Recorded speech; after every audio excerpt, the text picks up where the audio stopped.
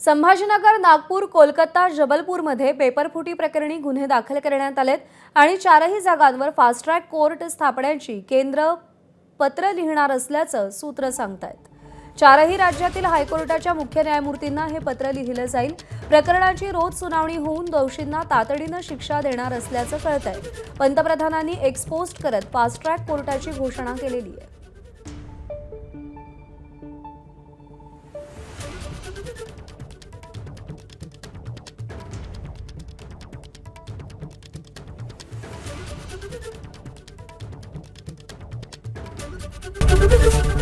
ABP माझा, उघडा डोळे बघा नीट।